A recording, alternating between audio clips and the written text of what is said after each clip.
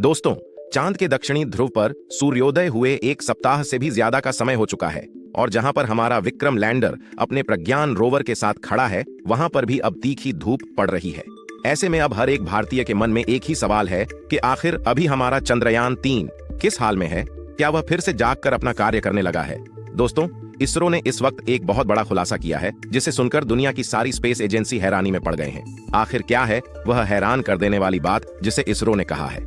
जानेंगे इस वीडियो के माध्यम से, तो बने रहिए इस वीडियो के अंत तक। लेकिन उससे पहले दोस्तों, अगर आप एक सच्चे भारतीय हो और आप हमारे इसरो के वैज्ञानिकों का रिस्पेक्ट करते हो, तो इस वीडियो को लाइक करके इसरो के महान वैज्ञानिकों के सम्मान में कमेंट बॉक्स में इसरो की जय जरूर लिखना और इसी तरह की इंफॉर्मेटिव वीडियोस के लिए हमारे चैनल नॉलेज क्रेज को सब्सक्राइब जरूर करना।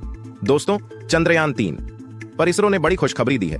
जी हां दोस्तों, इसरो ने अभी बताया कि चंद्रयान-3 पर भेजा गया एक पेलोड अब भी सही तरीके से काम कर रहा है और इसरो को यह पेलोड डेटा भी भेज रहा है।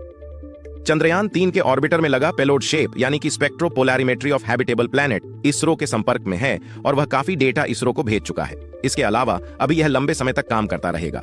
शेप पेलोड के द्वारा दी गई जानकारी एक्सोप्लैनेट्स के अध्ययन करने में मददगार साबित होगी। एक्सोप्लैनेट ऐसे ग्रह होते हैं जो कि हमारे सौर मंडल का हिस्सा नहीं है, लेकिन वे किसी अन्य तारे का चक्कर लगाते हैं। वे किसी और गैलेक्सी के भी हो सकते हैं। आपको बता दें कि एक्सोप्लैनेट्स पर इस समय काफी अध्ययन किया जा रहा है। ब्रह्मांड में पृथ्वी के अलावा जीवन की खोज करने में नासा समेत कई एजेंसियां लगी हुई हैं। नासा के मुताबिक अब तक 5000 से भी ज्यादा एक्सोप्लैनेट्स की पहचान की जा चुकी है। दोस्तों, चंद्रयान-3 के ऑर्बिटर का पहला उद्देश्य तो लैंडर विक्रम को ले जाकर चांद पर सफल सॉफ्ट लैंडिंग कराना था, जिसमें वह 100% कामयाब हो गया। हालांकि इसका पूरा फायदा उठाने के लिए इसमें एक पेलोड शेप भी लगाया गया था।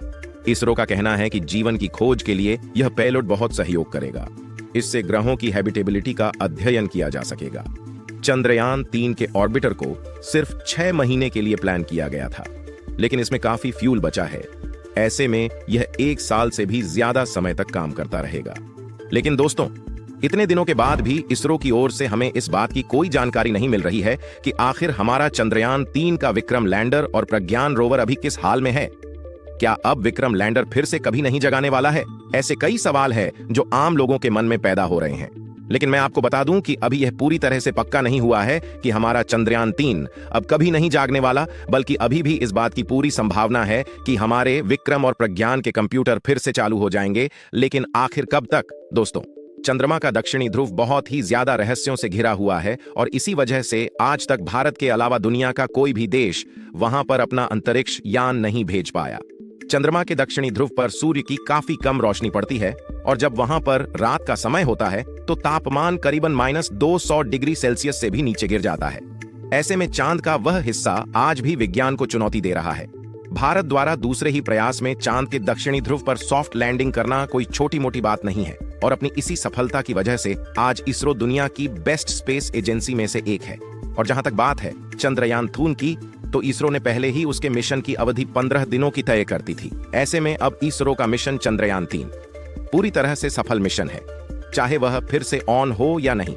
लेकिन अगर अब भी चंद्रयान-3 मिशन फिर से काम करना शुरू कर देता है तो इसरो और कई ऐसी रहस्यों की जानकारी निकाल सकता है जो वैज्ञानिकों को चांद को समझने में और ज्यादा मदद करेगी। लेकिन दोस्तों, इस वक्त हर कोई इसी इंतजार में है कि आखिर कब फिर से हमारा चंद्रयान-3 काम करना शुरू करेगा, या फिर चांद की उस भयानक दुनिया की उस खून जमा देने वाली ठंड में हमारे विक्रम और प्रज्ञान भी कहीं जम न गए हों। दोस्तों, अभी तक इसरो के वैज्ञानिक दिन रात करके इसी कोशिश में लगे हैं कि वह जल्द से जल्द हमारे चंद्रयान-3 से कनेक्शन बना सके। लेकिन निराश कर देने वाली बात यह है कि 1 सप्ताह से ज्यादा दिनों के बाद भी वैज्ञानिक इस बात का पता लगाने में कामयाब नहीं हो पाए कि हमारे विक्रम और प्रज्ञान जिंदा है भी या नहीं। हालांकि दोस्तों, अभी तक इसरो ने चंद्रयान-3 से संपर्क बनाने के लिए लगातार प्रयास कर रहा है और इसरो ने बताया कि हम अभी भी विक्रम लैंडर को सिग्नल भेज रहे हैं। ऐसे में इस बात की अभी भी काफी संभावना है कि हमारे विक्रम और प्रज्ञान एक बार फिर से चालू जरूर होंगे। दोस्तों, 22 तारीख को सूरज की पहली किरण के बाद वहां का तापमान 25 से 40 डिग्री सेल्सियस के आसपास हो गया है, जिसमें कोई भी कंप्यूटर बेस्ड डिवाइस आसानी से कम कर सकता है। ऐसे में यह तो पक्का है कि पर्याप्त सूर्य की रोशनी से हमारे विक्रम लैंडर और प्रज्ञान रोवर की बैटरी तो पूरी तरह चार्ज हो गई है। लेकिन अभी तक उन दोनों से कांटेक्ट ना बन पाना हमारे भारतीय वैज्ञानिकों के लिए काफी चिंता का विषय है। हमें इस बात का भी डर सता रहा है कि कहीं सच में अब वह दोनों शूरवीर कभी जिंदा ना हो। लेकिन दोस्तों, अपने 15 दिनों की अवधि में ही उन्होंने चांद की उसे अंधेरी दुनिया के ऐसे कई रहस्य से पर्दा उठा दिया जो आज तक बड़ी बड़ी स्पेस एजेंसी भी नहीं कर पाए।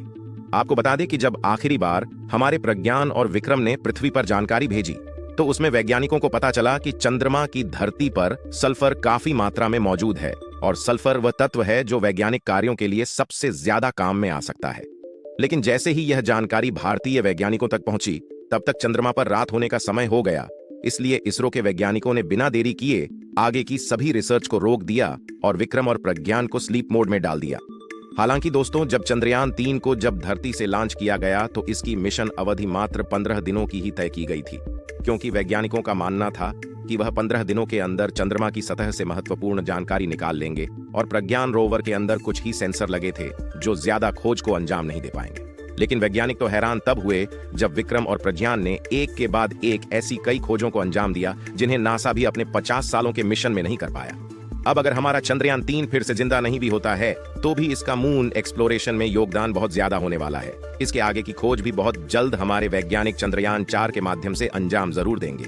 दोस्तों, बेहद कम तापमान की वजह से इस बात के भी ज्यादा चांस है कि उन दोनों की बैटरी या इलेक्ट्रॉनिक कंपोनेंट में कोई खराबी आ गई हो। लेकिन हमारे वैज्ञानिकों का कहना है कि उन्होंने इसकी बैटरी में काफी ज्यादा एडवांस टेक्नोलॉजी का इस्तेमाल किया है जिससे वह इतनी आसानी से खराब नहीं होने वाली। लेकिन -200 डिग्री से भी कम तापमान को सहना इतना भी आसान नहीं है। अगर हमारे प्रज्ञान रोवर और विक्रम लैंडर की बैटरी सही सलामत रहती है तो यह एक बार फिर से चांद पर रिसर्च करना शुरू कर देगा और इस बार वहां पर हाइड्रोजन गैस की तलाश की जाएगी जो कि पानी और रॉकेट फ्यूल का मुख्य तत्व है।